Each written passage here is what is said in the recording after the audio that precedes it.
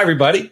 Welcome to Ask the Planman. I'm your host, Bruce Weinstein. I have a belief that each and every one of us should have a plan of action. That's why we call it the Planman. We want you to be proactive, whether it's a financial plan, a health plan, a life insurance estate plan, exit plan, tax plan, business plan, lots of planning out there. We want to bring you episodes each and every time to help you improve and be proactive in your world around planning. Today, we're picking up part 2 of the conversation with Bill Pauley, who is the National Marketing Director with Healthcare Solutions Team. He's based out of St. Louis, Missouri. Welcome back to the show, Bill. Glad you could be here. Last time we were talking about the Affordable Care Act, Obamacare. So, folks, if you missed that episode, go back and check that one out. But today, Bill and I are going to talk about the flip side of that pillow, what's on the other side of Obamacare, what's available to you if Obamacare may not make sense, may not be affordable. And we may refer to this, I guess you could tell me, short-term medical plans. People might hear STMs. Would you say that's the best way to phrase? That's one option. Yeah, for sure. And thanks again for having me back to kind of clarify some of the things that we did talk about on the ACA and the flip side of it, because the government wants people to believe that that's their only option. That's right. And it's all about control. We're not going to go there, but the government. We could go there. We could go there. I need some controversy on the show, so maybe we need to go there and start to politicize a little bit more. That this is their only option, and they have to have this and everything, and that's not true. There are options outside of the ACA, Obamacare, the marketplace, whatever you want to call it.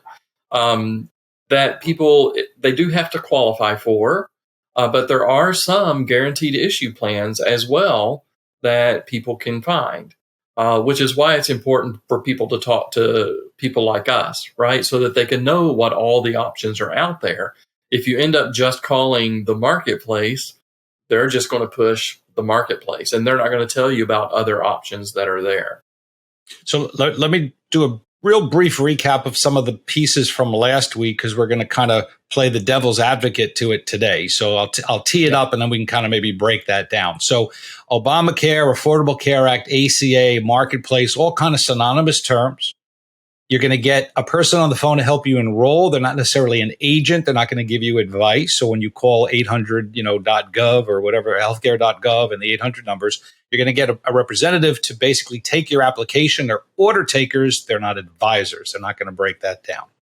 Second piece, the ACA, you mentioned pre-existing conditions. So anybody is welcome. It's guaranteed issue. You're not excluded. That was the whole backbone of bringing that out under the Obama administration, and why it's called Obamacare is that everybody can get guaranteed health insurance. So it allows people to come in there.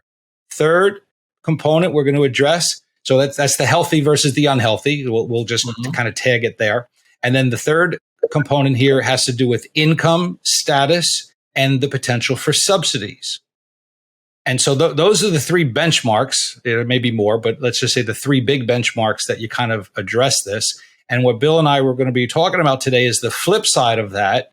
And it's not to label anybody, and I'm not trying to be disrespectful, but in simple terms, I use it, Bill may not, when you're healthy and wealthy. You're healthy and don't have pre-existing conditions. You don't need to be on the marketplace. Now, if your income qualifies to get a subsidy, it still may be your better option. But the term wealthy is relative. Again, not trying to be disrespectful to anybody, what is or isn't wealthy, but it has to do with your income stream on that particular year. And year over year, it changes, and year over year, your subsidies could change. So if your income is high enough where you don't qualify for any subsidies on the marketplace, Bill and I are going to tell you you're overpaying, and that there are going to be other options out there that could be less expensive. And then that's what we're going to break down today. Is that fair? Did I capture?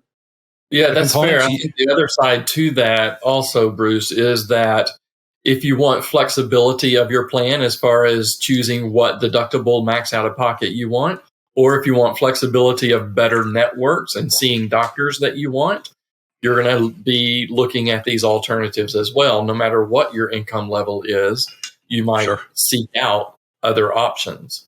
Well, that's a great point. Let me expand upon that.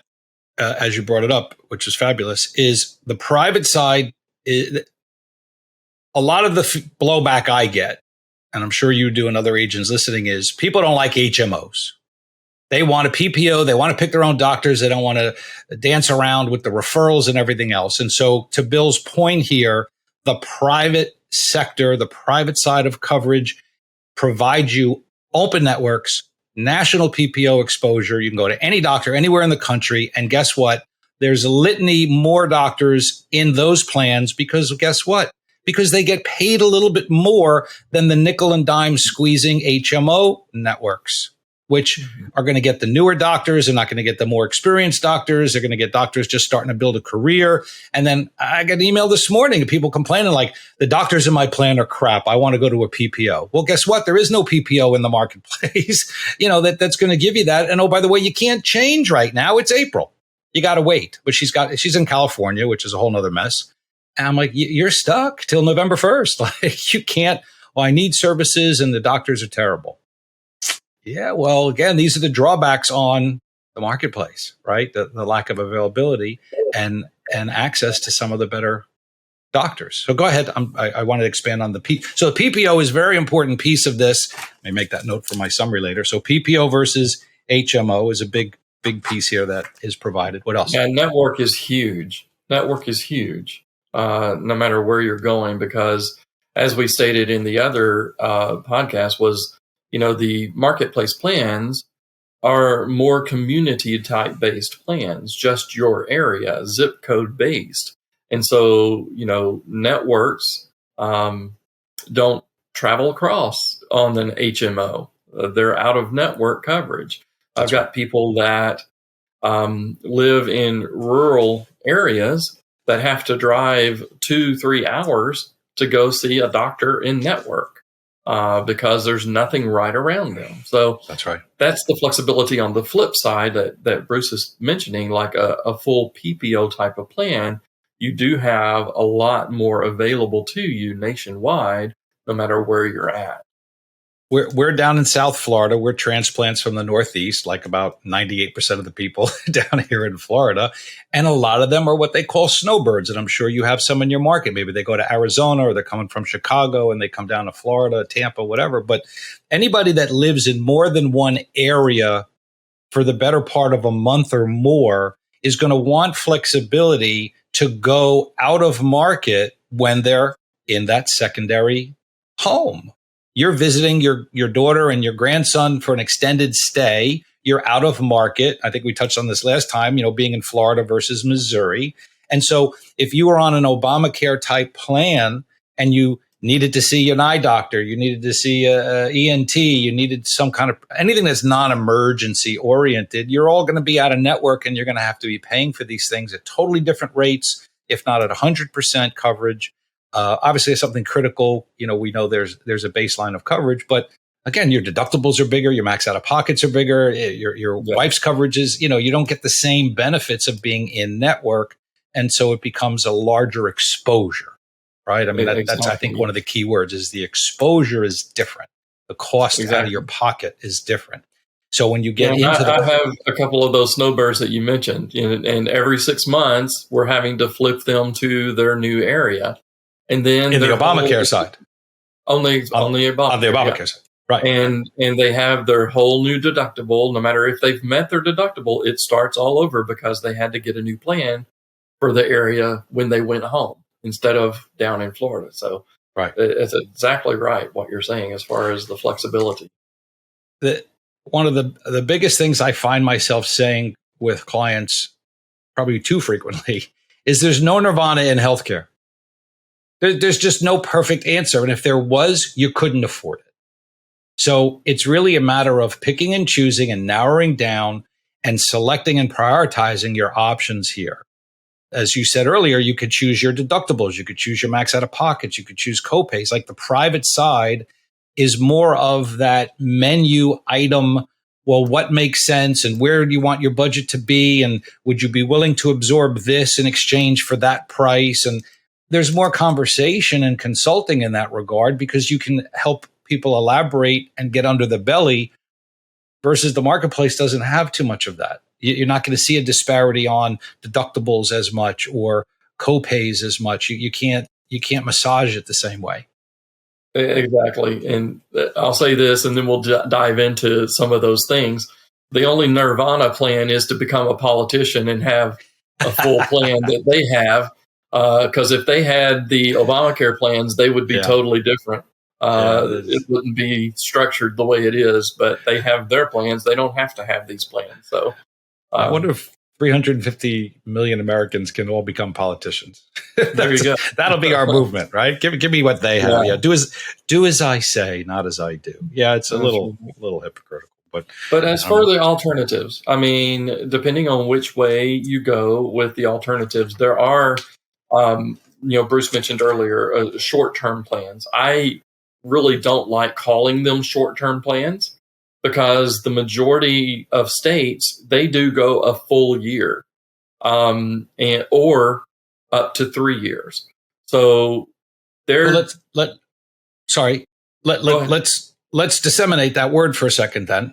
Okay, because again, one day makes the difference between what is or isn't, right? So the marketplace provision is a year round, 365 days, December 31st to January 1st coverage.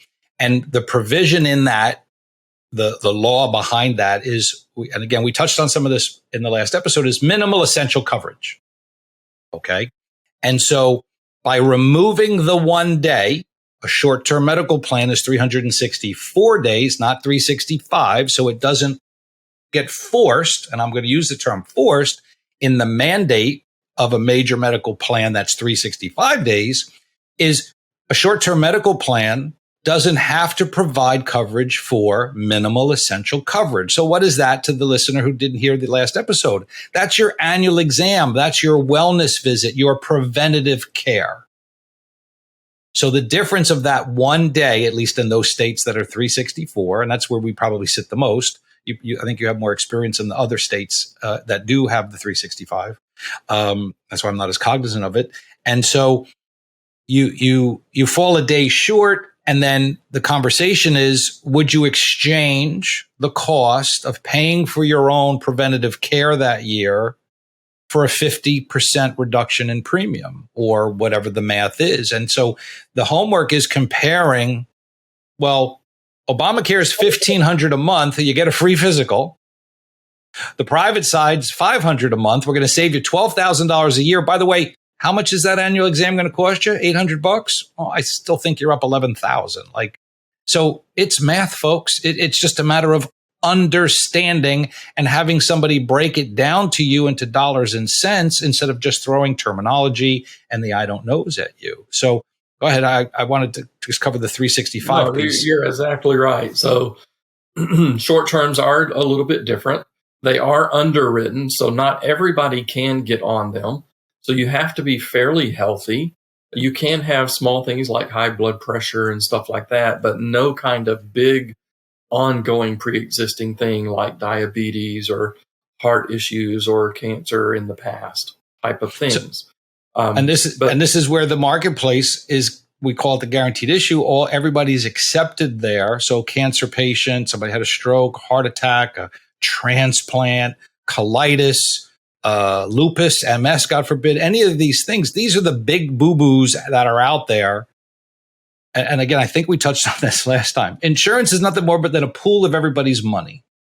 And we talk about adverse risk and why the premiums are where they are. And so pre-existing conditioned people are already predisposed to needing more care and having bigger bills than somebody who's not pre-existing. And so the prices are reflecting that. And you're in a pool with a lot more people that are more expensive to provide coverage to. So the healthy person's paying for that. The wealthy person is paying for that. So Bill and I are stripping that out. If you don't have, there's a litany of questions around pre-existing. Bill and I know our knockout questions. So we're the first defense of, disqualifying somebody when they say, they'll take a smoker, they'll take a high blood pressure, as you said, may not get a discount, but they'll take you. But then when you say the D word, diabetes, well, no, I can't help you here. Can't put you on that particular plan. I may have something else, but I can't put you on that one. And again, the prices are gonna change. So if you're in that, look, I don't know the numbers, like how many people are healthy versus unhealthy. I don't know what the ratios are, but if you're healthy enough, you don't have pre-existing conditions, you need to stop and think about your enrollment process and explore options. That's why we're doing this episode, is to let people know you have other choices. Right. Go ahead. Right. I'm sorry. And so, yeah, and you were right when you're talking about the year there. I just said a year, but it is 364. The short term goes for that length of time.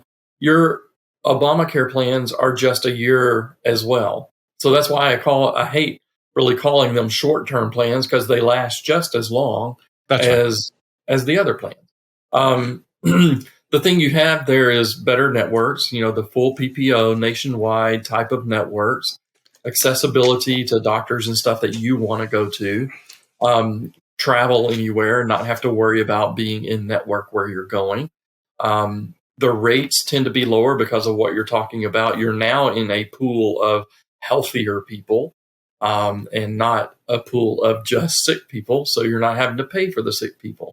And yes, it doesn't have those minimal essential coverage that are mandated, like you said, the physical type of thing.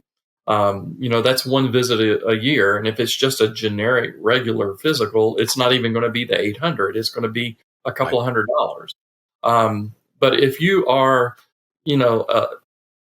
I'll just use me. If you're a 55-year-old male, single out there, I'm not single, but I'm like, wait a minute, you're not single. Where are you going?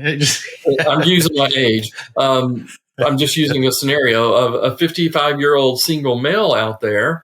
Does he want to pay for maternity? Right. If he's not having mental health issues and stuff, does he want to pay for full mental health issues and stuff like that? So the alternative of the short term does not include those things for a reason. Okay. Those essential benefits that you're talking about do include those type of things with it. Now, there are other alternatives outside of just short term as well, depending on the situations. Yeah. So I want to add some color behind it. So, my brokerage days, it was NYC, know your client, right? So you and I want to know our client. We want to know the circumstance. And as Bill's describing, is a single male is not going to care about a plan that does or doesn't provide maternity leave. Why would he be in a plan and has to prepay that? And so the biggest thing I try and do in my counseling is, do you want to prepay for your coverage or do you want to pay as you go? And so depending on the plans and the needs and knowing the client and their health history, knock wood, I'm a few years older than you. I'm not 55. I'll be 60. Knock wood, I'm healthy. So except for my annual exam and going to see a dermatologist to get, my golfing skin layers off that I've done. I'm in the days where the kids didn't wear, sunscreen in the 60s, right? You get sunburned on your vacation and then wear a t-shirt for 4 days till your back, stop peeling. So I'm sure there's stuff growing all over me at this point, but except for those kind of little things, I see my dentist, which is not part of this conversation. We'll talk about dental and vision plans, but that's not part of the major medical plan. But so I'm healthy, right? And knock wood, I'm healthy. I don't take any medications. I don't need a lot of visits. So why would I want to prepay $10,000 or $12,000 a year for something that I'm really not getting my money back out of? I'd rather pay as I go. I might want a high deductible plan. I might want minimal copays. I'll just pay my negotiated rate. By the way, that's a piece we wanted to hit on here, is when you're on the private pay side, you don't pay the street rate. You're not paying a cash pay price. You get negotiated rates. They go against your deductible. So it's not, what I wanted to touch on, and I'll forget it if I don't throw it in here, but you could hold me to it and we'll bring it back, is, most people are coming from a life event where they have their own paradigms or what they're used to dealing with in the health insurance from where they just came out of, like a group plan. And so depending on where and what we're dealing with, the age of the client, the newness of them to the space, what they've been experiencing in the past, sometimes you've got to undo all of that trash that they're bringing in because they're used to, I just spent 30 years in corporate America. I paid $200 a month for my insurance for my family. Oh, because that's why it was subsidized. You had great benefits. It's not $200 anymore, right? And I had a $1,000 deductible. I had $5 copays. Like, they had the nirvana of plans. And I'm like, well, welcome to the real world now. Like, either go get that job back. If they fired you, too bad. If you quit, shame on you, right? And so let's welcome you to the world of what else is out there. Here's your reality check. Right. And so if they have, so they're coming in with that baggage. You and I have to undo some of that cargo, make room for the new education, and say, look, it's just not working that way anymore. It's just, you got to put that aside and take that off your mental map. And so I'd rather pay as I go, which is, I think, the point I was making here. So I'd rather pay as I go, knowing I don't need a lot of services. But that's what I'm constantly saying to clients is, why would you prepay for all this stuff? Wouldn't it make sense to keep the money in your pocket? And then when you need it, you'll pay for it. And as long as we protect you from the maximum, exposure and upside and tremendous vulnerability, and then that's where you and I counsel them on, well, where would you like to see your deductible? What can we do to protect that? And then you start talking about other things we do around it. So go ahead, pick up on that. Right. And that's truly what insurance is for the catastrophic unknown. It's not for the day-to-day type of things. In the years past, insurance was for day-to-day. Insurance today is not. It's more of, what's my stop loss? What's my stopgap? Right? What's going to prevent me from going bankrupt? Right? That's what insurance is for, is that exposure that you're talking about.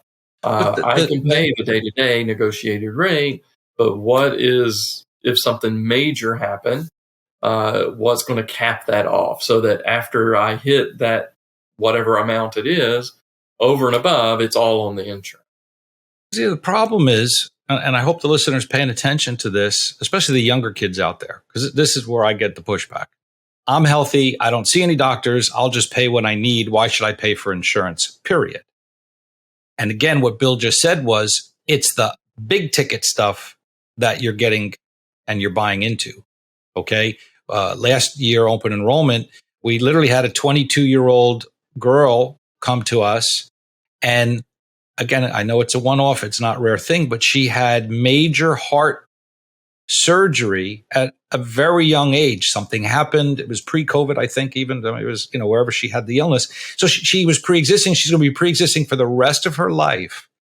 But the story when she came to us at the time when she was 20, 21, before it happened, she was uninsured. She's thinking, we're all omnipotent, right? We're all bulletproof. The younger people, deal with that. And so they're like, oh, I don't need insurance. I'm fine. I'm healthy. And then it's like, okay, so now all of a sudden she had like $75,000 of procedures and she's filing bankruptcy. At 22 years of age, she's filing bankruptcy because she didn't bother to take out that $50 a month plan. Or at her income level might have been free if she knew. She didn't know.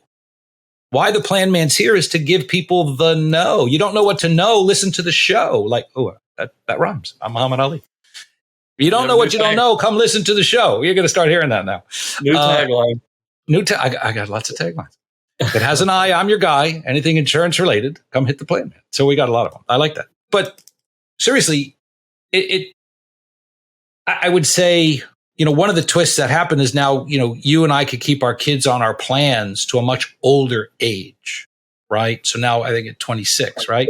So that girl was probably off of her family plan at a younger age than where it is today, and then got blindsided because she got dropped or wasn't allowed on the plan and didn't think to go get her own and didn't know what she didn't know. Versus now at 26, maybe they're a little bit more astute. They've kind of learned a little bit. They got some job experience. They may be being offered coverage at jobs, which we want to touch on a little bit later. But, we're all invincible until the unexpected happens. Right. We're all invincible. And that's what insurance is for the unexpected, the unknown.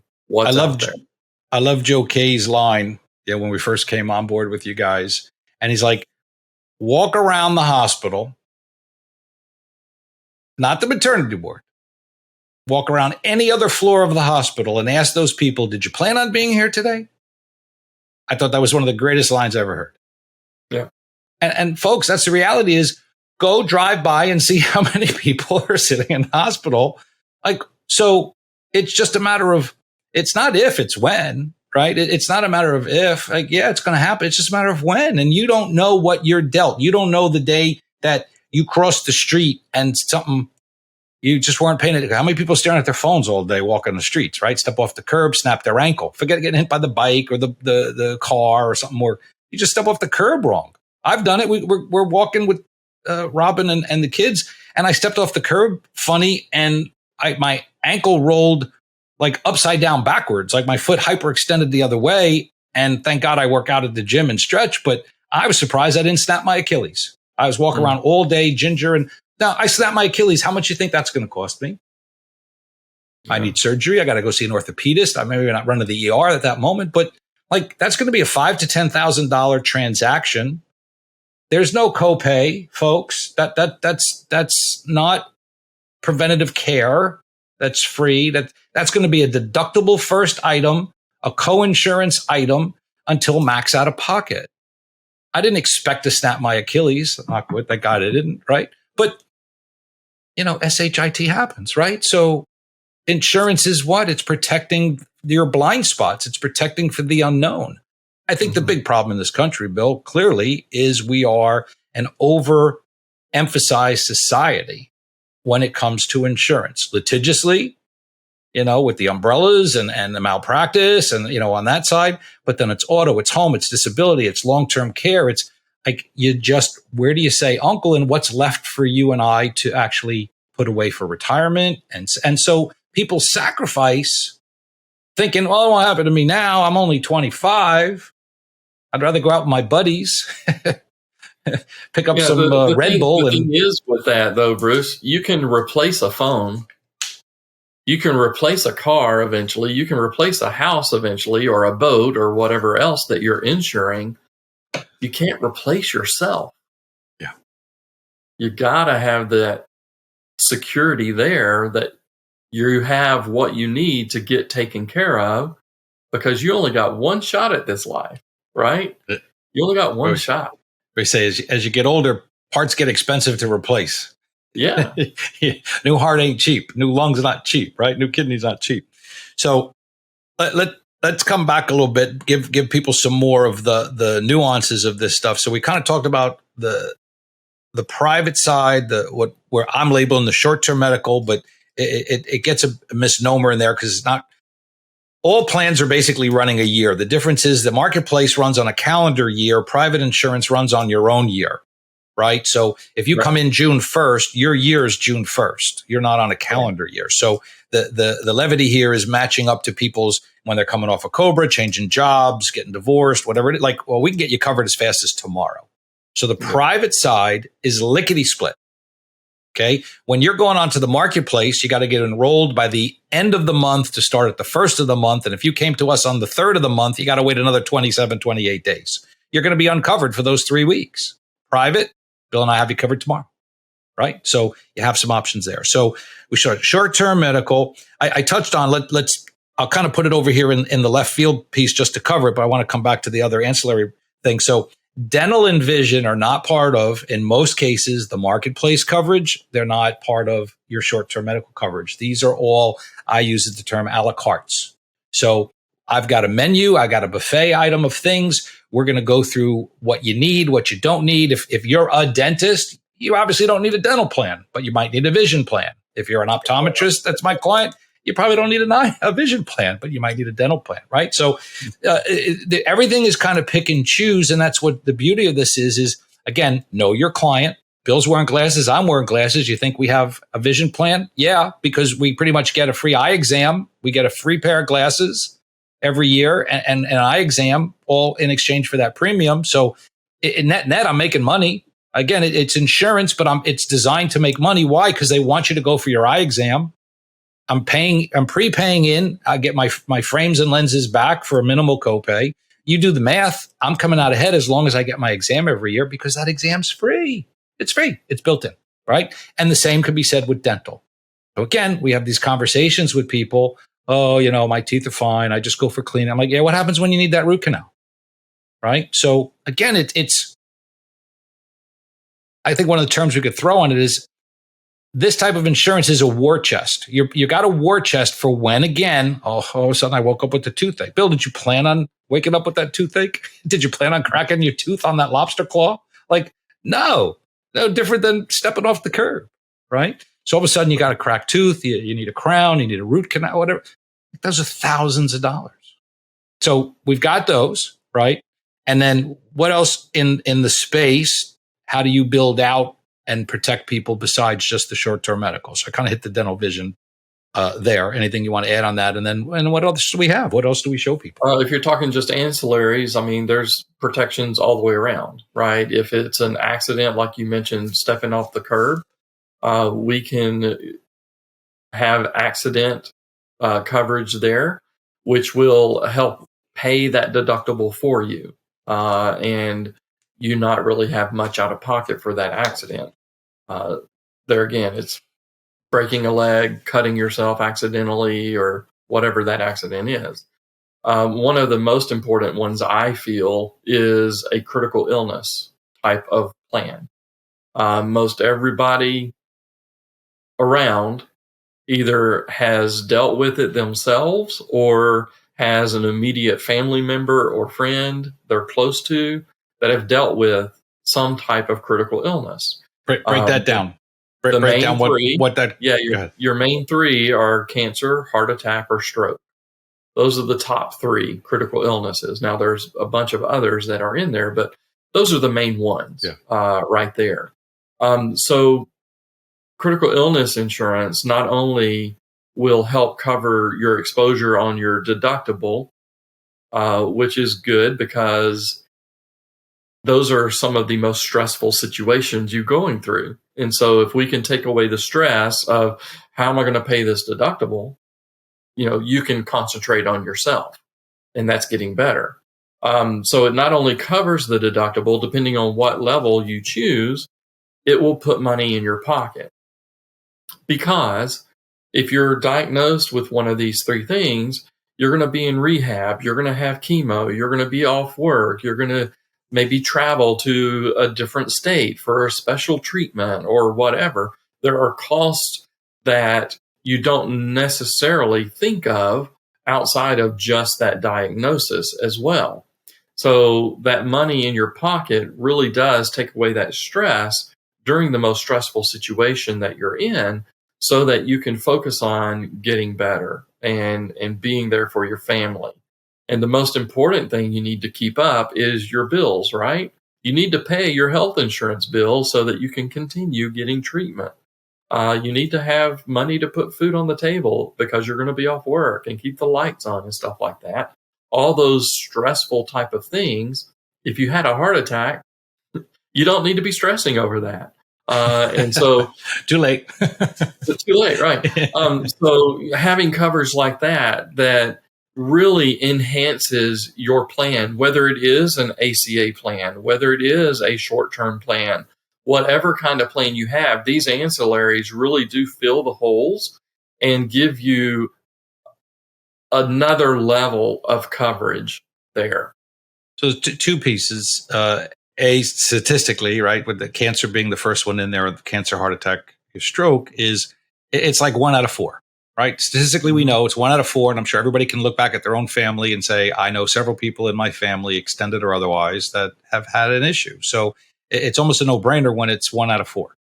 The second piece here, when you talk about not just the medical bills, again, we know the anecdotes of somebody had a stroke.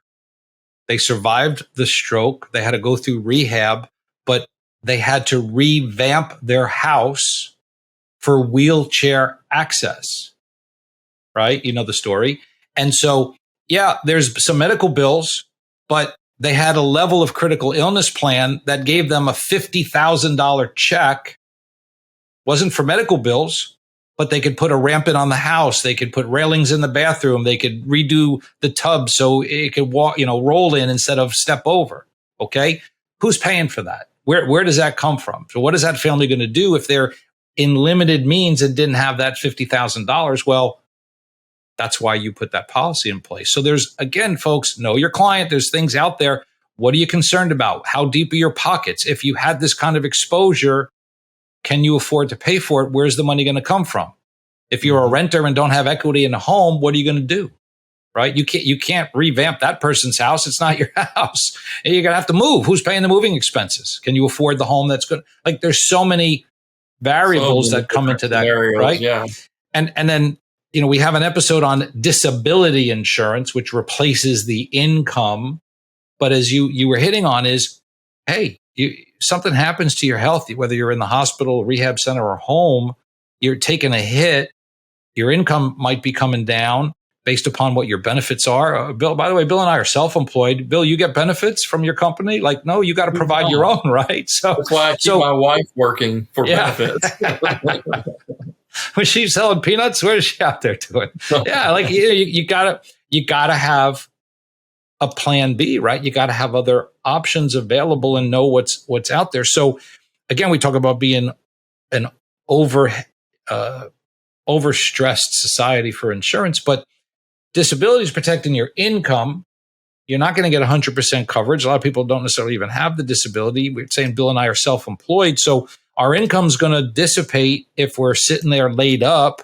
And now that chunk, that critical illness check is going to help soothe some of that, continue to pay the bills, continue to pay our insurance bills, right? My car insurance for my wife to drive me to the doctor, and the mortgage if I still have one, and whatever else. So it's just a way to get coverage in different scenarios that people don't think about, right? Let's talk about indemnity plans. Why don't you tell everybody kind of like, because they'll hear that term. Again, it's just a different factor in this. Works a little bit differently. So let's kind of break down indemnity, what it is and how, because it kind of ties into your critical illness a little bit here. So I thought it would be a good segment. I don't like using that word. I'll call them fixed benefit. To me, it makes more sense. It's a different type of plan. It will pay you and tell you exactly what it's going to pay for whatever service you're having. For instance, you go to the doctor, the plan will tell you, you can go to the doctor twice and we will pay you $75 each time you go to the doctor. You go in the hospital overnight, we'll pay you $1,000 per night you're in the hospital. So it specifically tells you exactly what they will pay, the insurance company will pay, based on whatever service you're having. Now, the downfall of just a fixed benefit plan is that it does not have that cap of exposure, right? You're not meeting any kind of deductible or anything there, so it doesn't cap off your exposure. That's what an ACA plan or a short-term plan will do with a deductible and a max out-of-pocket. It lets you know what my max exposure is. A fixed benefit plan doesn't have a max exposure. So once I hit 5,000, insurance doesn't pay 100%. I still pay whatever's left after they pay what they say they're going to pay. It's kind of like the middle infield. It's just, you're kind of not out deep in here on the big end of the exposure, and you're not in that $5 and $10 copay limitation. It's kind of the in between. And again, you could describe how you use it or where you build it, but it's to complement the other two extremes. So it's if you're thinking of a barbell at the gym, you got two big plates on the end. So we're covering the extreme on this end, so that once you hit your max out of pocket, $5,000, $10,000, well, you're done. You don't have $1 million exposure. And on this end of the barbell, it's the $5 and $10 copays, and so you're kind of in there. And then the stuff in the middle happens. And so, is it fair to say the fixed benefit is going to provide a lot more rings in that barbell for help? Absolutely. And I really enjoy writing a fixed benefit plan alongside as a secondary plan to one of your short-term or major medical type of plans, because it comes in and just starts paying that deductible for the person. And once that max out of pocket is met, once you have that met, you just get the money. And it's there, whatever service you're having done. Again, as we've stressed several times, a lot of this has to do with your budget, your needs, your desires, right? Again, if Bill and I can build you the best plan with the most invincible, access and coverage for you, like make the perfect island, castle on a moat, but can you afford it? And does it make financial sense? And, there's times, again, I don't know if you've done, like, I'll talk people out of certain things. I'm like, I don't really know if you need to go that far. But it's your money. Like, if you want to spend it, God bless, like, I'll put it in place. But again, I'm a numbers guy. I'm a math guy. I'm going to sit there and I'm going to go, okay, you're looking at this versus this. What I find interesting, and it will tie it back to the STM, is when Bill and I build quotes, you kind of start in the sense of deductible levels, 1,000, 2,500, 5,000, 10,000, and some variances in between. And what's interesting is, as much as a client has a notion of where they want their deductible, when you start looking at the math of what the premiums are, the carriers almost push you into where they want you. Because when you do the math, and for me, it's a $2,500 to a $5,000 deductible. And when I do the math on the average client, I'm like, you're paying more money to get the $2,500 deductible than you're actually saving in the spread between the two numbers. Like, why would I do that? Like, they're telling you don't buy the $2,500. But again, the client doesn't understand. They're like, well, I just want $2,500 deductible. I'm like, yeah, but you're giving them the extra money in advance. Like, you're not saving anything. And if you ever need it. So I have to get into the logic with people a little bit on what it's just a not knowing thing, right? I'm not laughing at making fun of them. I'm just laughing at the absurdity of this stuff because it's just crazy.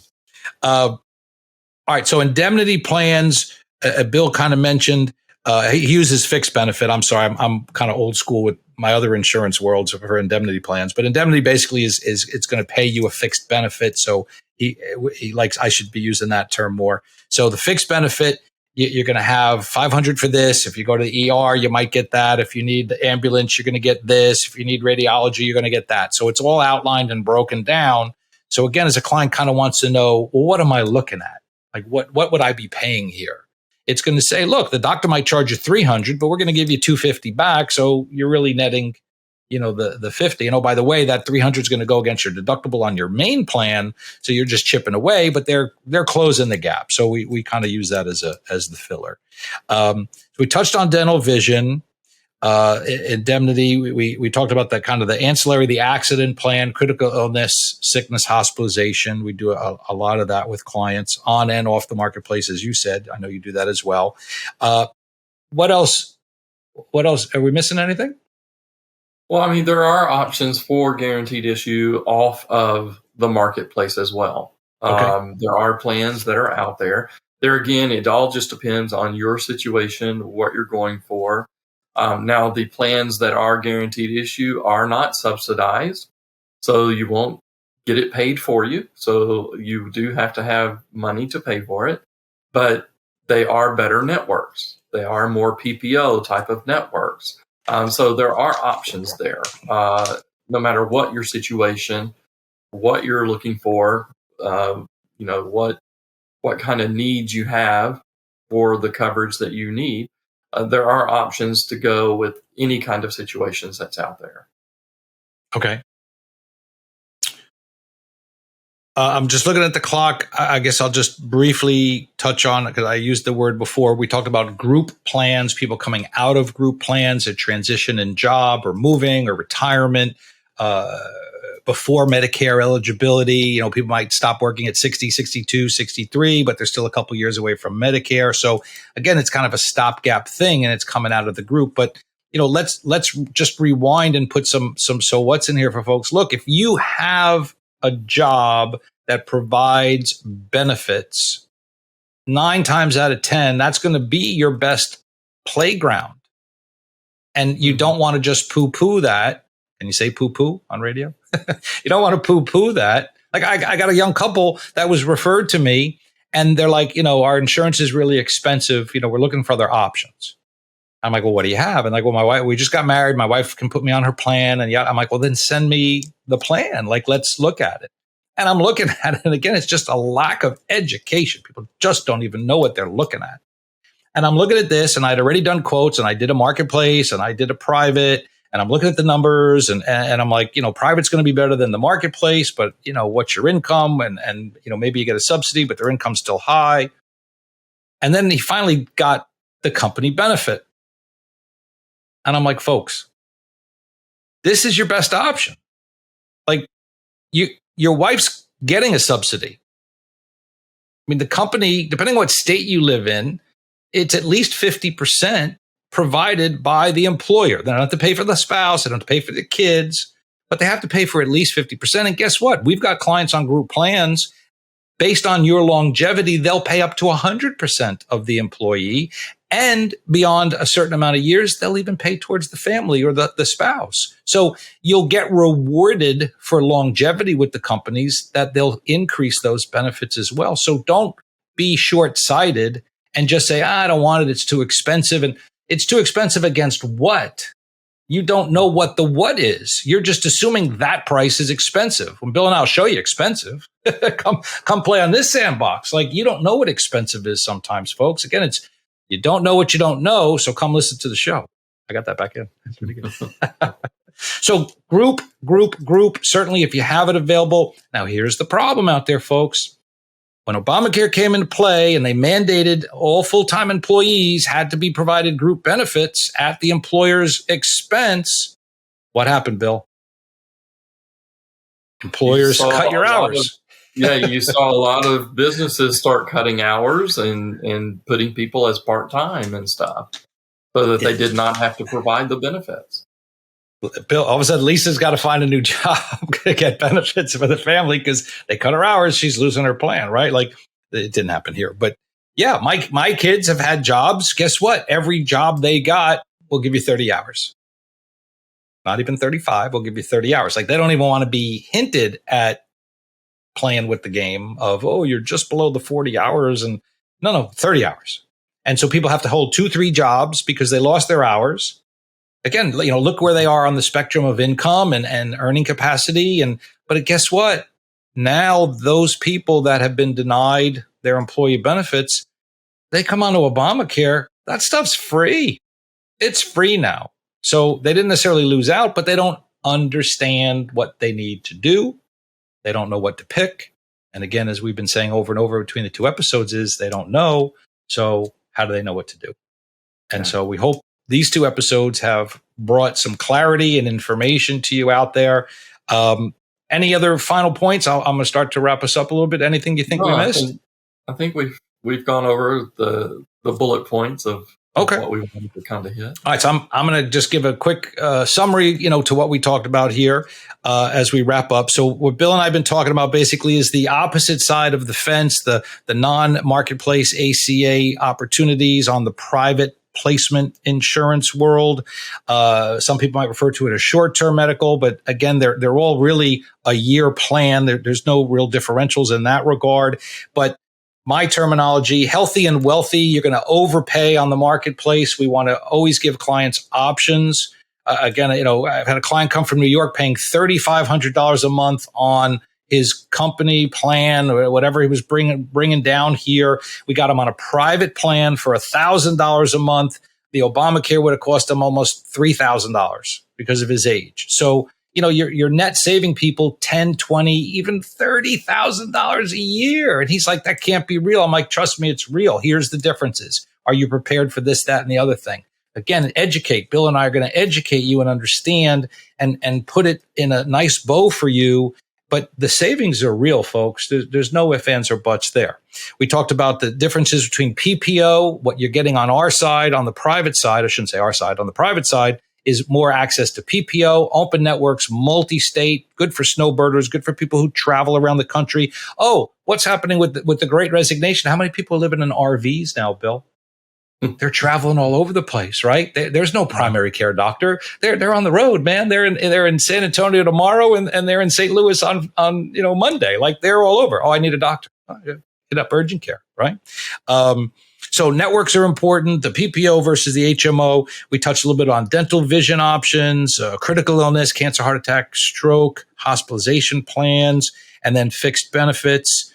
And then we do have that window in there for the guaranteed issue side as well, if it's a right fit. So I think we kind of covered everything there. Yeah, you're in agreement? So, yes. All right. So, ladies and gentlemen, I've been joined once again for the wonderful Bill Pauley out of St. Louis, Missouri, although he is enjoying Orlando more and more. So I'm not sure if there's moving vans in his future, but he's definitely enjoying the warmer weather. I think you can see it on his face.